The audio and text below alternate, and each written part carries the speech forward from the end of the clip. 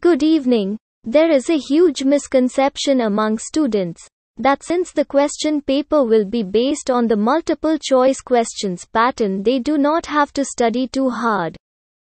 As the paper is based on MCQs, students need to understand that they won't be able to bluff anymore. Earlier, the recall method was encouraged and the students were required to remember the texts and formulas. Also, the students were allowed to answer the questions in their own creative words.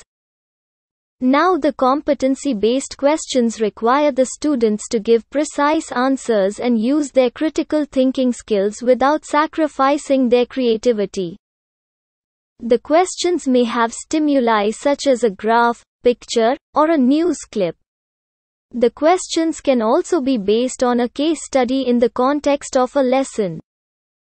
As the MCQ pattern is new for the class 10 students, students should take note of these important points while appearing in the CBSE Board Term 1 exams. The reading time should be used effectively and the students should go through each question carefully and identify those questions they are confident about. They can look the tough questions later after attempting all the easy ones. The students should read the instructions carefully. A certain number of questions need to be answered in every section and the students should double check to see whether they have answered the required number of questions or not. The students should check whether there are double negatives in the question and understand how the questions are framed. What may seem a logical answer at first may be an incorrect one if the question is not read properly. There will be one correct answer and 3 distractors. The answers may be quite close to each other, but only one answer would be the most suitable one. So by the method of elimination one can identify the correct answer. While reading the question, students should not look at the answers but try to analyze an answer before looking at the choices. This would help them to not be distracted by the wrong choices. Since there is no negative marking, no question should be left unanswered. This means the number of questions required to be answered per section should be answered even if some of them are pure guesswork and if the students are unsure of the answers. Even though it could be pure guesswork, they should try to reason it out logically before selecting the answer. The students should not waste too much time over a question as they need to finish 50 questions in 90 minutes, which they don't get even 2 minutes per question. So they should learn to manage their time effectively. Students should practice sample question papers on the model OMR sheets provided by CBSE to understand the exam pattern and time management for appearing in the exam. There is no substitute for hard work. If the students are thorough with the lessons, they will be able to answer the questions confidently.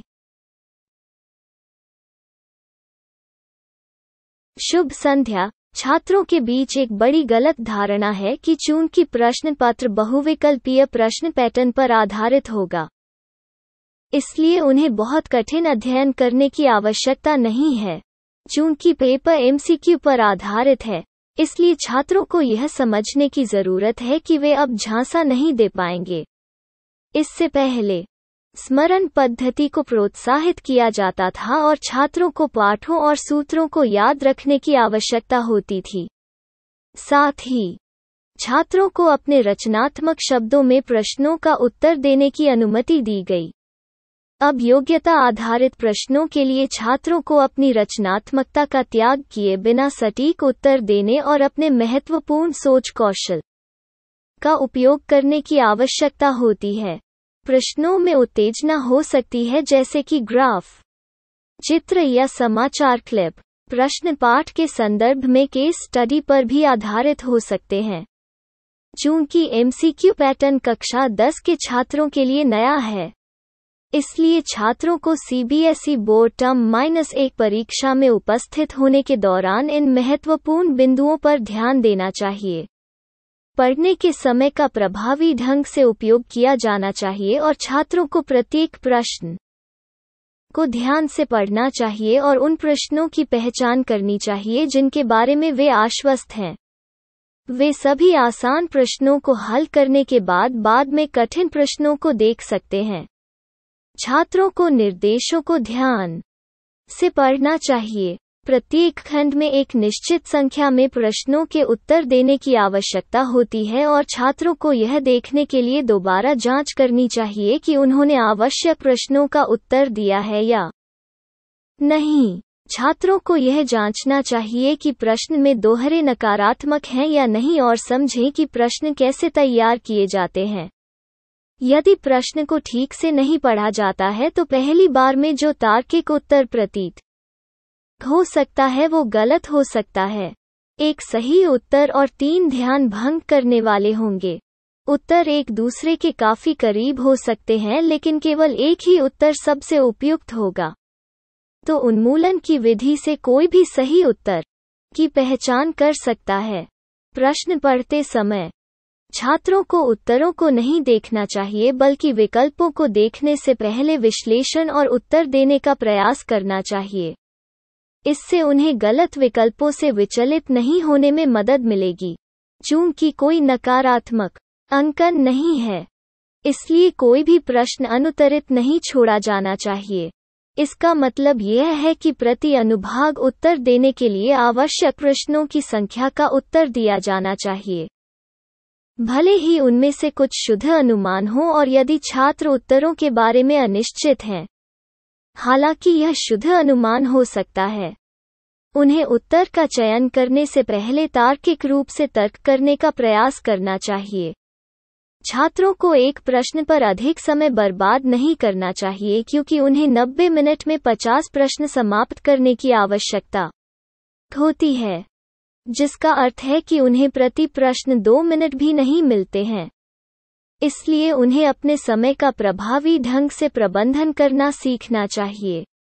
छात्रों को परीक्षा में उपस्थित होने के लिए परीक्षा pattern और समय प्रबंधन को समझने के लिए सीबीएसई द्वारा प्रदान किए गए मॉडल ओएमआर शीट पर नमूना प्रश्न पत्रों का अभ्यास करना चाहिए। मेहनत का कोई विकल्प नहीं है। यदि छात्र पाठ के साथ पूरी तरह से हैं, तो वे आत्मविश्वास से प्रश्नों का उत्तर देने में सक्षम होंगे।